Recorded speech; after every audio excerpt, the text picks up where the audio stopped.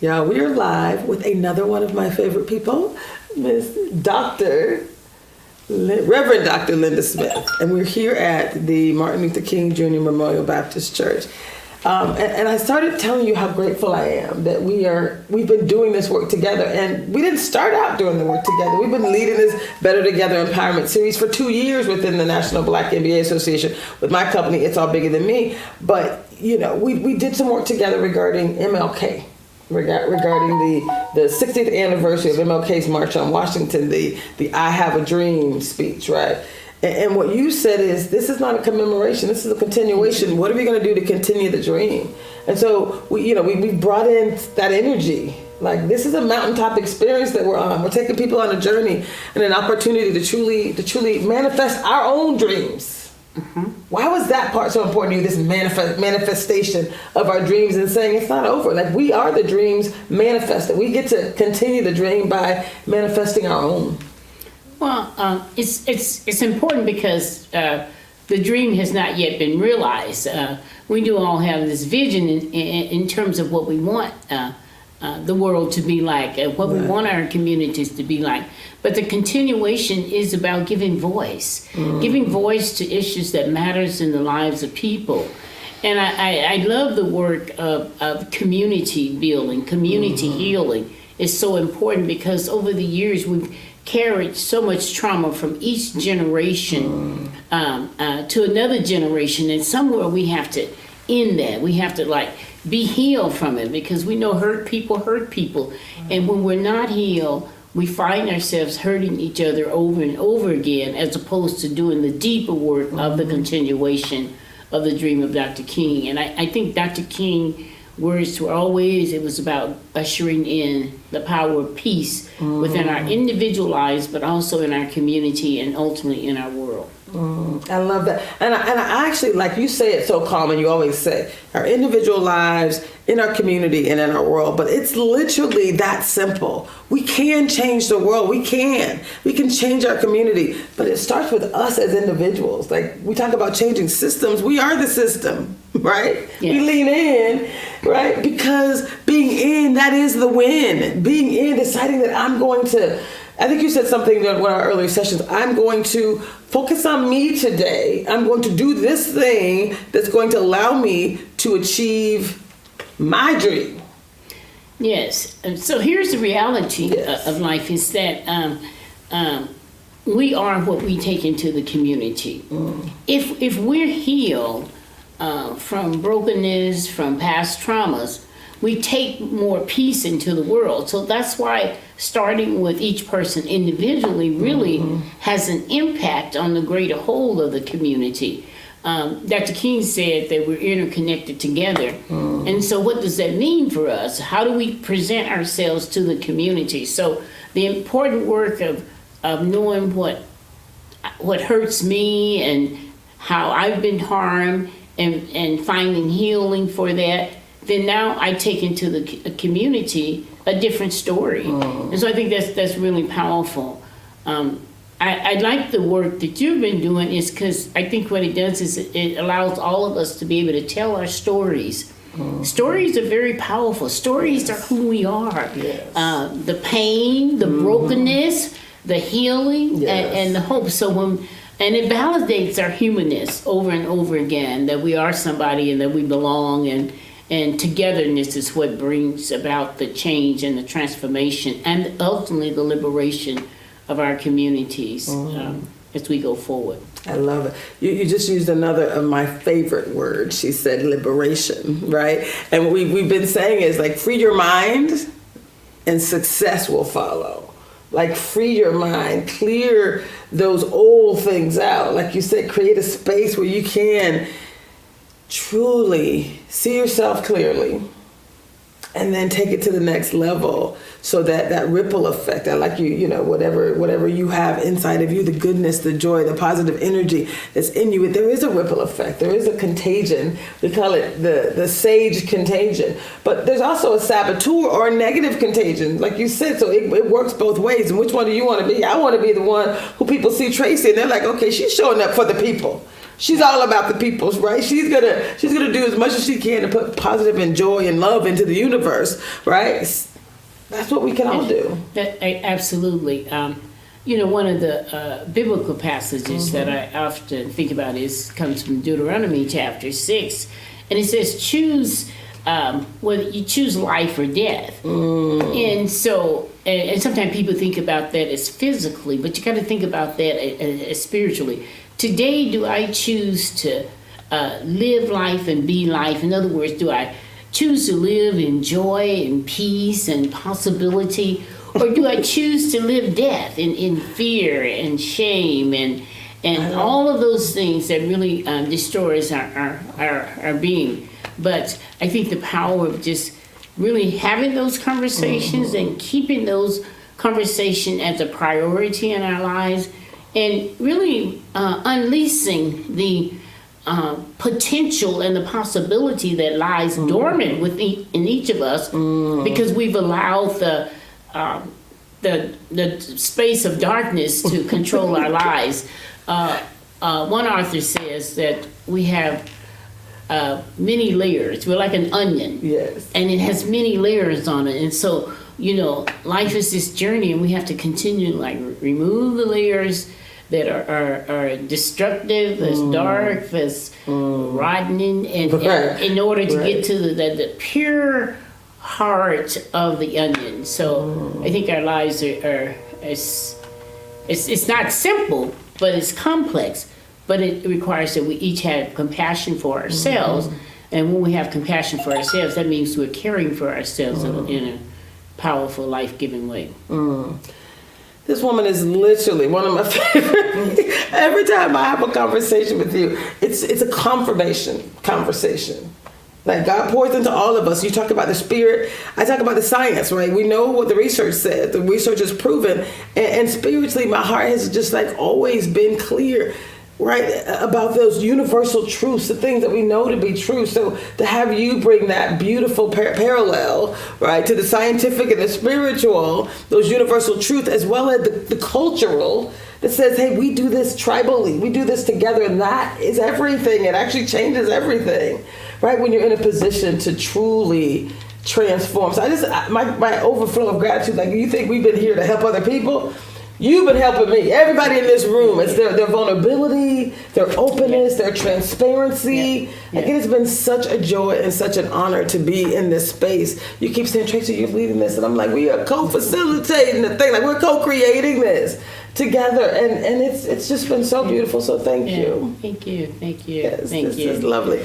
Yeah. I just seen so many people during this past 5 weeks being set free from things that they were holding on the inside of them. And I think that is really powerful. And and that's not work that we can always do alone. It's very difficult work to do it alone. That's why community and sharing our stories.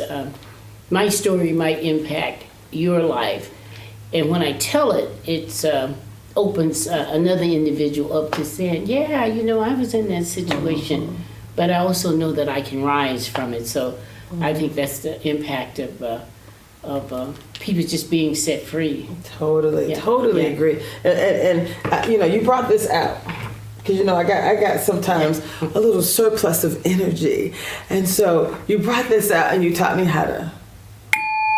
Yeah, she's doing really well with that. And just let it reverberate in the room. It's still going. It's a sound bath. The concept of a bath is cleansing. The sound helps to cleanse. It's like the power, we talked about the power of the pause. You talked about choose life. It's scientific, that's spiritual. The scientific side is our decisions determine our destiny. Choose well, make the decision that is aligned with what you say you want. And it's these moments, it's these pauses. You get to breathe. Yeah. And so the how is relatively simple. You can't just breathe. Sometimes you got to get up and walk. You got to get away. You got to stop. But these are choices that you're making that are aligned with the outcomes that you want. It's not the automatic actions that we often take when our saboteurs take over, or right when we're in a position where things are you have habits and you have outcomes in your life that have shown up because you're just automatically moving. But it's this pause. Talk about the pause. One thing about the pause, what the pause does, it silences the saboteurs. And it allows you to really dive more deeply into the authentic person that you are. Because the noise of the saboteurs do not necessarily allow that authentic person, that authentic self to rise up. So taking those momentary pauses it daily really is really throughout important the day. For us. Throughout the day. Whatever you do, you named a lot of those. Yes. Maybe it's walking. I love water, so any place I can glaze up on the water is always very calming, and a place where I really just sort of tap into my true self. Yes.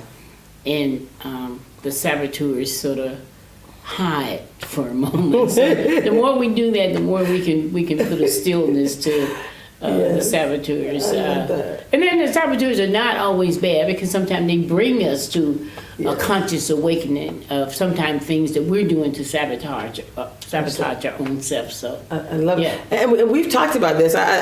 We talked about the fact that each saboteur has amazing strengths. Yeah. The controller is someone who's very decisive. They're very clear. When that's overdone, you're controlling others. You're squashing their energy, their ability to thrive. And so a hyperachiever, always doing, right? There's some positive that comes with that. You want to get something done, give it to a hyperachiever, right? But, it's about how do you influence others? How are you impacting other people?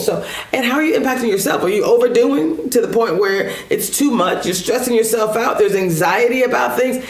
These are the things where we're like, okay, my relationships are not optimized because of A, B, C, or D, right? Because I'm allowing that to be overdone. My performance, I can't even do what I want to do, right? My performance is optimized. And so when we say, we kind of set these really high, lofty goals, and we say we can improve your performance, we can improve your well-being, your stress levels, increase your happiness, improve your relationships. It's all true, and it's very simple. So those three things we talked about. We talked about silencing those voices. Some of it is the pause, right? We call it a PQ moment, a PQ pause, whatever you want to call it. It's meditation, but it's intentional. So if you silence those voices, you tap into that inner calm, meaning the power of the pause says, self-command. You're like, I can do this. That I think is a choice. I was talking to the lady, do you know Elijah Smith? The young man who was murdered. Yes, I don't know, but I know. Yes, I spoke to his. I was talking to his mom yesterday. She's doing some great work in community. She's going to bring her voice forward and talk about the why and the what she's doing. It's so powerful.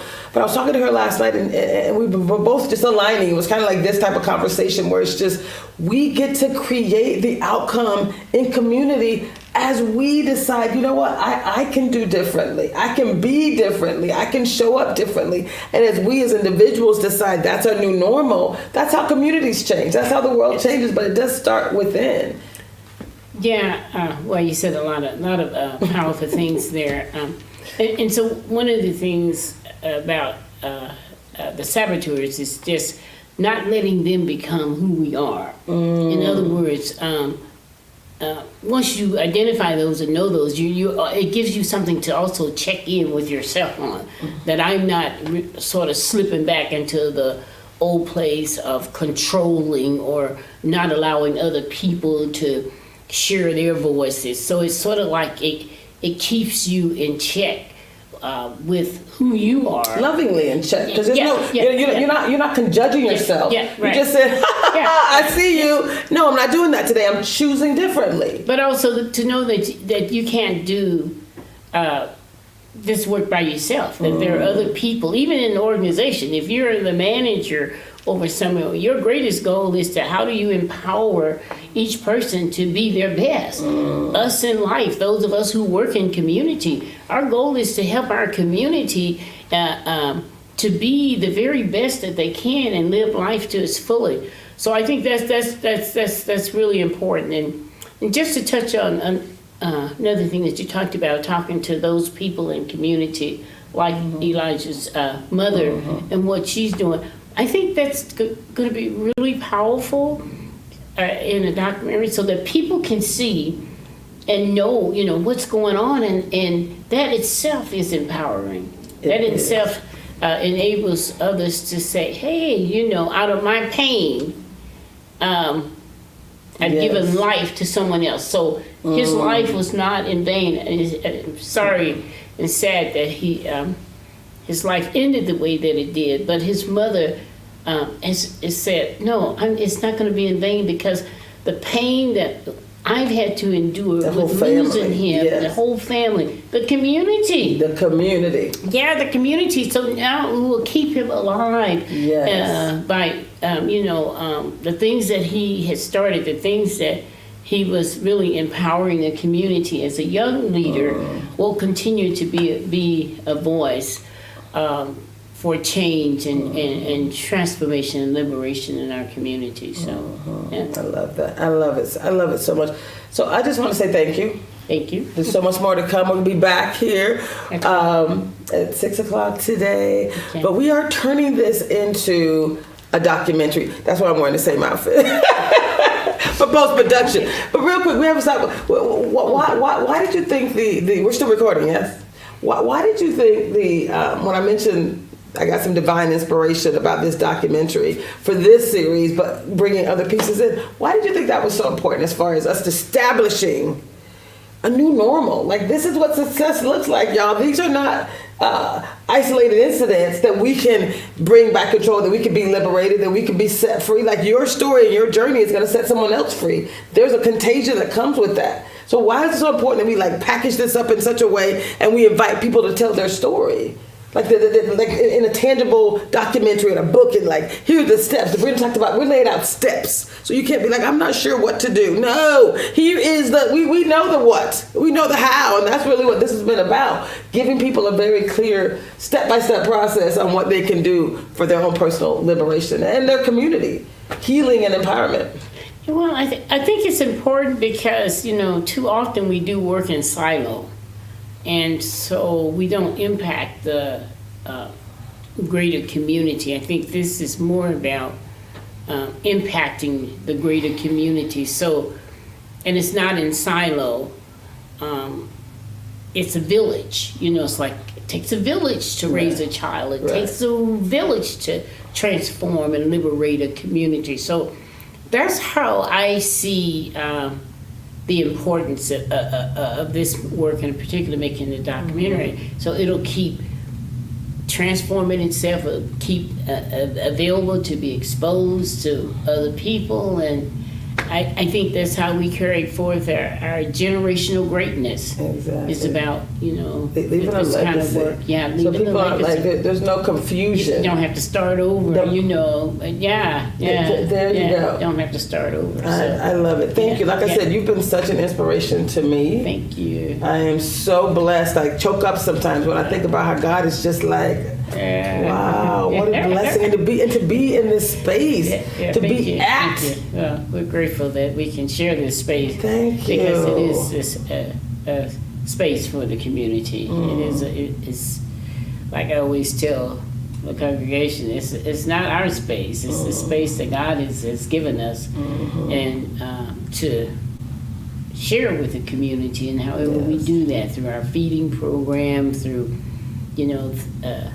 events like this where we're spreading, it does us no good if we just come in and close our doors and not be exposed.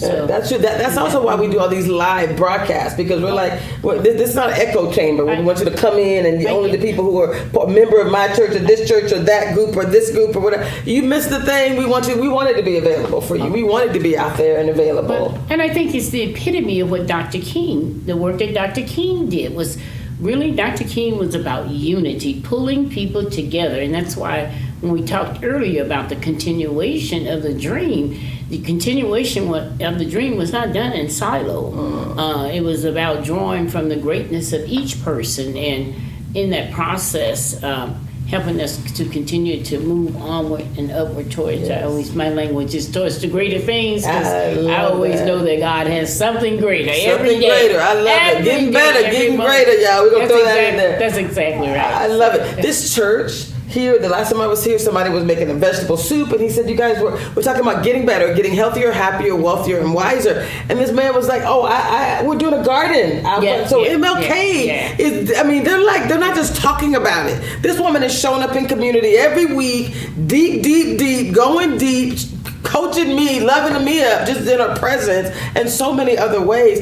But I mean, there's a garden out here, so you guys are actually doing all the things. So you're showing up saying healthy matters. Our health matters. Well, you know, this weekend, and there was a young man that was killed here in Renton from Kent, and then of course the young man in Seattle, and you know, just this whole thing around violence is really troubling my soul. So this weekend on Saturday, we had a prayer vigil at the Renton City Hall, you know, bringing attention to it. But we've often done that when, you know, someone is, life is taken too soon, too short. Well, any life that is taken, as far as I'm concerned, when it comes to violence, is too soon, too short.